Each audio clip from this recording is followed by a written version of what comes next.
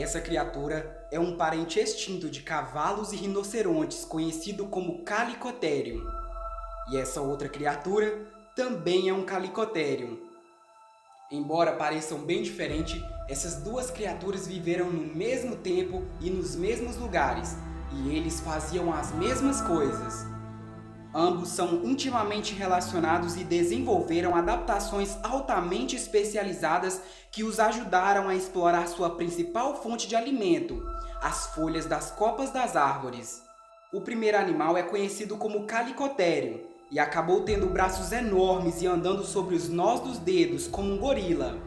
O outro é chamado Tylocephalonyx e acabou se parecendo mais com um cavalo, mas com um pescoço mais longo e uma cápsula óssea estranha em seu crânio, bem similar ao Pachycephalosaurus. Então, o que aconteceu? Como dois do mesmo tipo de animal vivendo no mesmo ambiente se diferiram tanto? Bem, a resposta é a evolução paralela.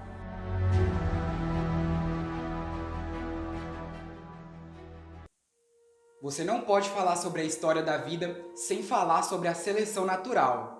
O processo pelo qual os seres vivos podem se tornar mais propensos a sobreviver e ter descendência que também sobreviverá, se eles se tornarem mais bem adaptados aos seus ambientes. E os Calicotherium são um exemplo especial de como isso funciona.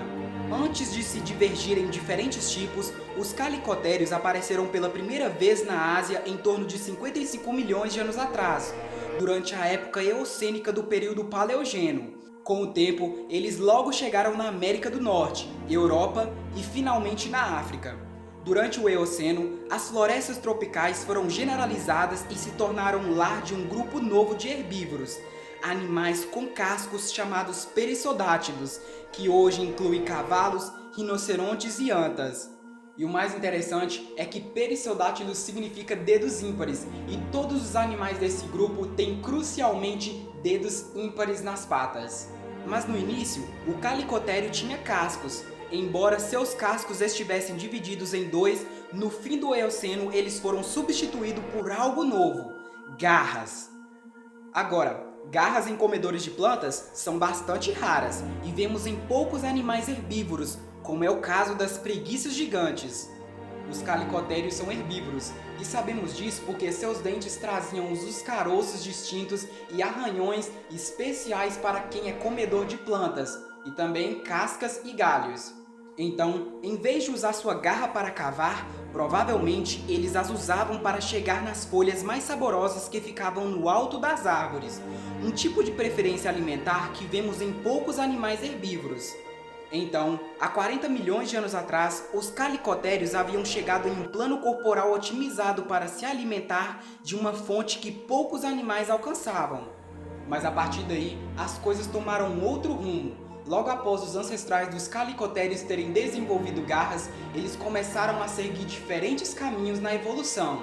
Eles começaram a evoluir em um paralelo.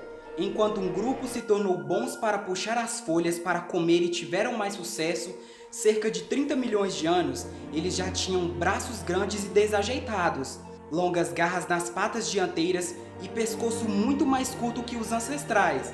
E por esse novo plano corporal, eles começaram a andar com os dedos dos pés da frente enrolados para dentro, protegendo assim suas garras. Um estilo de locomoção sobre os nós dos dedos. Essa foi a subfamília Calicotherinae. Um outro grupo de ancestrais Calicotherium começou a desenvolver suas próprias adaptações. Este novo grupo foi capaz de retrair suas garras, e o estilo de locomoção que era usado pelos seus primos já não era mais relevante nesse caso. Esses já se assemelhavam mais a um cavalo e as proporções dos braços são menores, mas o pescoço foi mais alongado. Muitos membros desse novo grupo tiveram uma cúpula em suas cabeças. Ninguém sabe o propósito para que servia isso, mas algumas teorias sugerem que pode ter sido usado em competições de dominância, onde os rivais podem ter tentado bater cabeça um no outro até a submissão. Esse novo grupo de pescoço comprido e cúpulas vieram a ser conhecido como os Schizoterinae. Então, se esses dois grupos de animais viveram na mesma área, por que eles se separaram? Por que não continuaram seguindo o caminho evolutivo como um único grupo? Bem, é isso que torna a evolução paralela interessante. Muitas vezes ocorre entre famílias intimamente relacionados, mesmo aqueles que compartilham o mesmo intervalo de tempo, e nesse caso aconteceu porque ambos os planos corporais tinham a mesma probabilidade de ajudá-los. Assim como alguns calicotérios tinham pescoços mais longos e outros tinham antebraços mais longos, ambas as diferenças os ajudaram a sobreviver, reproduzir e garantir que seus traços fossem passados para a geração seguinte. Lentamente, ao longo do tempo, os calicotérios se separaram, até que as suas diferenças eram tão extremas que eles se tornaram espécies diferentes, e então subfamílias diferentes. Mas os dois continuaram sendo bons em uma coisa: comer as folhas das copas das árvores.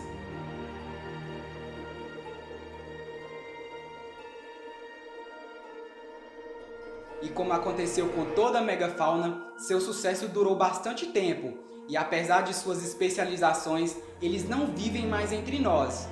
A última geração de calicotérios desapareceu no registro fóssil há 9 milhões de anos atrás na América do Norte, e persistiu até 1 milhão na Ásia e na África. Uma possível pista para sua extinção é a ascensão dos artiodáctilos, os herbívoros com 4 câmaras no sistema digestivo, como os veados, o gado e hipopótamos.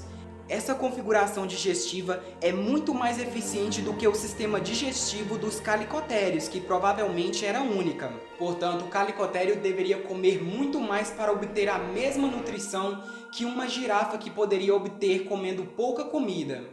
E pelo menos na Ásia e na África, o clima não teria ajudado, quando se tornou lugares secos e as pastagens começaram a se espalhar, reduzindo o habitat dos amantes de árvores.